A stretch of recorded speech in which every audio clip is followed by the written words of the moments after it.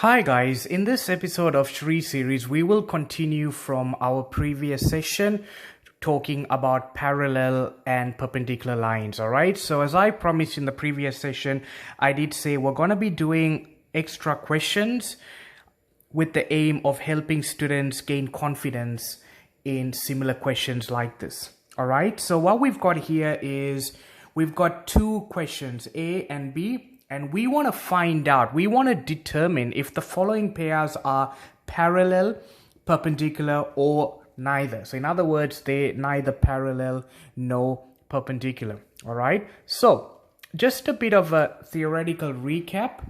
If you remember, parallel lines will have the same gradient. So in parallel lines, M1 is equal to M2. So by now you know M is your gradient, and with perpendicular lines or perpendicular graphs or perpendicular line graphs, the product of M1 and M2 equals -1. So when you multiply them together, you're going to get -1. All right.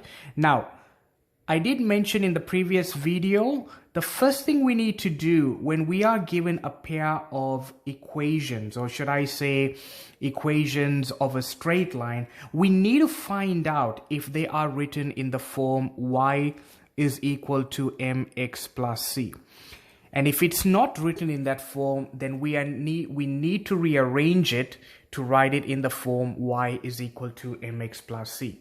In the previous video, all the equations that were given were written in this form. All right. So in this one here, you will see that there are some lines or graphs that are not written in that form. So let's look at the first one. Y is equal to half x plus c. So the first question we need to ask ourselves, is that equation written in the form y is equal to mx plus c? I think it is, because you could literally see there's a y, there's an mx, or half x plus c. So it is written in that form. However, let's look at 2y minus x equals 5, and you'll see that it's not written in that form. So our task is to make sure that this equation needs to be written like that. All right, that's the first thing we need to do. All right, I'll just zoom this a little bit so you guys can see. All right, so 2y minus x equals 5. How do we write that in the form y is equal to mx plus c? All right, if you look at this equation, you can see that you've got y on one side and mx plus c on the other side. So what I'll do is I'm going to move negative x on this side. So I'm going to get the y's here and then x and 5 on this side. So what will that now be? 2y equals x plus 5. So if you remember your basic linear equations, and I've got videos on that, so please do look at the videos that I put on linear equations. When you're moving a number or a letter on over the equal sign, its sign has to change. So if that is negative x, now that becomes positive x. So now we've got 2y equals x plus 5. The next question we need to ask is that written in this form? Well, we've got mx plus c, we've got x plus 5. However, we need to write it like y, not 2y. So what do we need to do there? We need to divide each expression by 2 so that we can obtain y. So y is equal to x over 2 plus 5 over 2. All right. Now, a lot of students get confused when they see x over 2.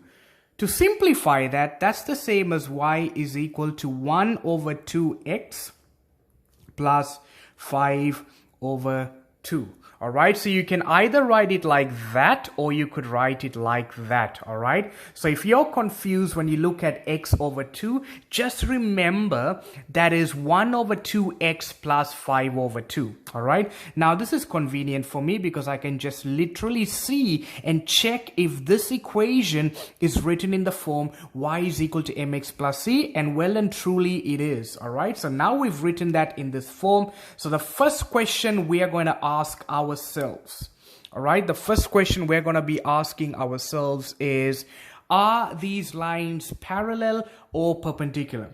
So let's call the gradient for this as m2, and what's the gradient? That is 1 over 2. All right. Now let's look at this one here and we'll call this M1.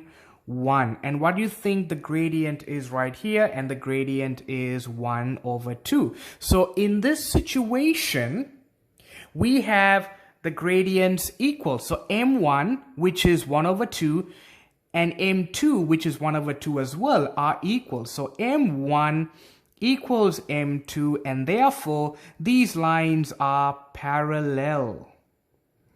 All right, just like I've written it here for you, M1's equal to M2, therefore they are parallel. So I'll just draw a blue line there so you guys can see the theory right there. Cool. So what do? We rearranged this in the form y equals mx plus c. All right, and we got the gradients and checked if they're equal. If they're not equal, then we check if they are parallel. All right, so let's look at B. Now, if you see B here, you've got 3x plus 2y equals -5 and x minus y equals 2. So the first question we're going to ask, let's start with this one here. Is 3x plus 2y equals -5 written in the form y equals mx plus c? So obviously that's your equation. You want to make sure that it's written in this form. Well, I don't think it is. All right. So what do we need to do? One way you can also try to do is write the equation above so you know how I can arrange the points. So I need to put my y here and then I need to put the mx plus c. So looking at it here, I can see, all right, I'm gonna put 2y here and I'm gonna move the 3x over there. So that now becomes 2y equals -3x minus 5. What have we done? We've moved the 3x on this side and the sign changes from 3x to -3x. All right. Now, is this equation written in this form? We're not there yet because we've got 2y and we need to write it down as y. So we've got to divide the left-hand side and the right-hand side by 2. All right. If you've been watching my videos, you remember this formula or this concept, LHS equals RHS, which means whatever you do on your left-hand side, you have to follow it through to your right-hand side. So what does that become? So that's y equals -3 over 2x minus 5 over 2. Now, is this equation written in the form y is equal to mx plus c? Yes, it is. And m1, so we're going to call the gradient for this line as m1, and we'll call the gradient for this line as m2. So m1's equal to -3 over 2. All right. Now, let's look at x minus y equals 2. All right, the first question we need to ask, is this written in the form y is equal to mx plus c? Not yet. So what we can do is we'll move the y over here and we're going to move the 2 over there because like I said, you want to put the y's on one side and mx plus c on the other side. It doesn't matter what order you use as long as you're consistent with the pattern. All right, so what do we get there? That's going to be x minus 2 equals y. All right, so what have we done? That negative y becomes positive y and that 2 becomes -2. The x stays there. If you're confused with your direction, just swap that over and that becomes y is equal to x minus 2. Or if you're still confused, you can say y is equal to 1x minus 2, just to tell you that m is actually 1 there.